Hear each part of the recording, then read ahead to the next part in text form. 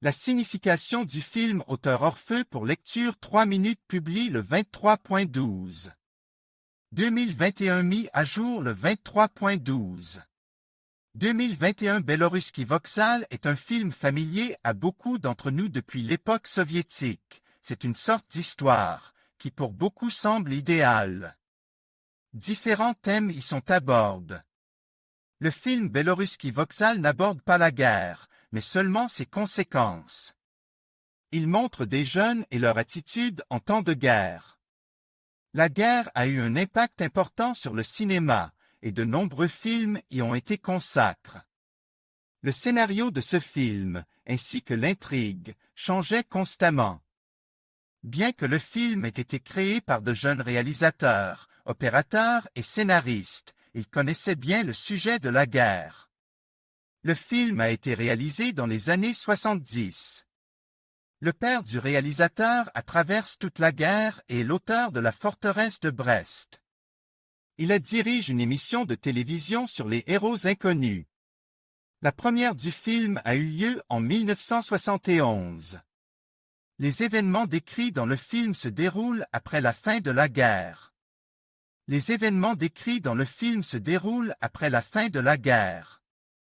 Selon l'intrigue, deux vieux amis se rencontrent à l'occasion des funérailles d'un camarade du front. Tous les compagnons d'armes sont marqués par des destins différents, ils ont des caractères différents. Pendant la guerre, ils étaient unis par un bataillon du 1er front biélorusse. Les personnages principaux sont Viktor Kharlamov, qui était commandant et qui, après la guerre, se retrouve à la tête d'une grande usine.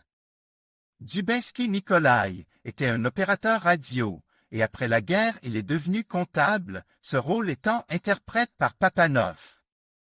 Vania Prikotko Ivan, qui était commandant des services de renseignement et, après la guerre, mécanicien ordinaire. Ce rôle a été interprété par Evgeny Leonov. Alexei Kiryukin a été ministre bombardier pendant la guerre, puis est devenu journaliste. Lors d'un enterrement, les amis cherchent un endroit pour ne pas perturber la souffrance de la veuve. Ils se retrouvent dans un restaurant, mais l'ambiance et l'atmosphère ne conviennent pas à l'occasion pour laquelle ils sont réunis. Au fur et à mesure que le film avance, nombre d'entre eux passent pour leurs propres affaires, ils roulent dans la voiture de fonction du directeur de l'usine, qui parvient à s'arrêter à temps pour donner des instructions à l'ingénieur, pour l'engueuler. Ivan a des problèmes avec son directeur, il rentre chez lui et c'est là que l'on voit les problèmes de la famille.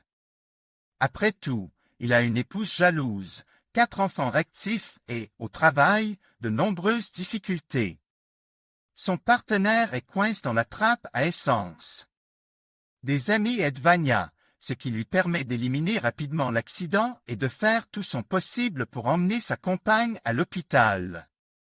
Cependant, les voitures qui s'arrêtent ne veulent pas les aider et une bagarre s'ensuit.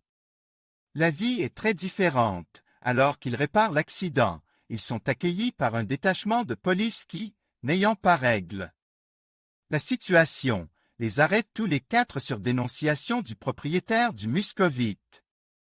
Une fois dans la station, ils se rendent compte qu'au front, tout était plus simple, les ennemis et les leurs étaient définis avec précision, mais qu'aujourd'hui, les frontières entre le bien et le mal sont complètement floues. Il devient clair qui est votre ami et qui ne l'est pas. Dans la vraie vie, tout est beaucoup plus compliqué, car en temps de guerre, les gens se sentaient unis, l'amitié était valorisée. Ivan a décidé de les amener tous chez l'infirmière Reya, interprétée par Nina Urgan.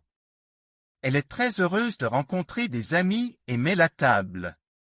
La perte de Matviv est devenue une tragédie pour elle. C'est Reya qui chante une chanson à la guitare, et ses amis chantent avec elle. Dans le dernier épisode du film, les amis passent la nuit dans la maison de l'infirmière et rêvent de la guerre sous la forme de séquences documentaires. Admin.